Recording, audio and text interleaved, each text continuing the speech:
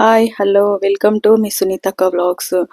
ఈరోజు వచ్చేసి చింతపండు పులిహోర చేస్తున్నాను అనమాట. శ్రావణ వరలక్ష్మి స్పెషల్ అనమాట.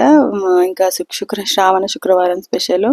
మనకు ఇంకా ఆయిల్ పెట్టేసేసుకొని పోపు అయితే పెట్టుకున్నా, జీలకర్ర ఆవాలు వేసేసుకొని పల్లి వేసుకొని ఎండుమిర్చి వేసేసుకున్నా. ఒక దిక్కు ఇంకో సైడ్ ఏం చేసిన రైస్ పెట్టేసిన, రైస్ అయిపోయింది, అది కూడా చల్లారి చేసేసుకున్నా.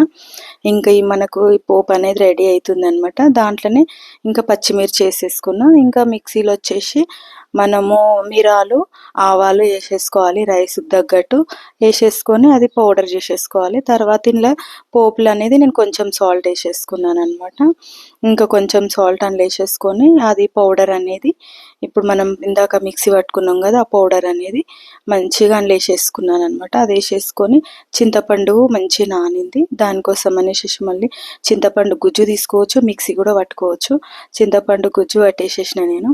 ఇంకా దాంట్లో వచ్చేసి మనము ఆ పోపు రైస్ చల్లగా అయిపోయిన తర్వాత ఆ పోపు అనేది అందులో వేసేస్తున్నా. అదే ప్యాన్లో నేను ఏం చేసిన అంటే చింతపండు ఉంటుంది కదా గుజ్జు, అది వేసేసుకొని ఇంకా అందులో కొంచెం మరిగించాలన్నమాట. ఇంకా అది పులుపు అనేది కొంచెం అది కావాలి కదా, మసలాలి కదా. ఇంకా బాగా మసలే టైంలోనే నేను కొంచెం సాల్ట్ వేసేసుకున్నా. ఇంకా సాల్ట్ వేసేసుకొని అందులోనే కొంచెం పసుపు కూడా వేసేసుకున్నా. కొద్దిగా మనకు పులిహోరకు సరిపడేంత పసుపు ఇంట్లోనే వేసేసుకోవాలి, పోపులో అవసరం లేదు. ఇంకా కరివేపాకు కూడా ఇంట్లోనే వేసేసుకుంటున్నా. ఇంకా చాలా బాగుంటుంది, చాలా ఎక్కువసేపు ఉడకననేసేసి ఇంకా కొంచెం మన ఇష్టం ఉంటే ఒక 2-3 మిరపకాయలు ఇంట్లో కూడా వేసేసుకోవచ్చు. ఇంకేసేసుకొని కొద్దిసేపు గుజ్జు అనేది ఇట్లా దగ్గరకు వచ్చేసేయాలి. ఇష్టం ఉన్న వాళ్ళు ఆయిల్ కూడా వేసేసుకోవచ్చు, ఆయిల్ లేకపోయినా పర్వాలేదు, ఆయిల్ ఉన్నా పర్వాలేదు. కొంచెం వేసేయనట్టు ఇంట్లో కూడా కొంచెం ఆయిల్ వేస్తే అది బాగానే ఉంటుంది. ఇంకా గుజ్జు అనేది కొద్దిగా నేను ఆయిల్ వేసేసుకున్నా. ఇంకా గుజ్జు అనేది బాగా మసులుతుంది అనమాట.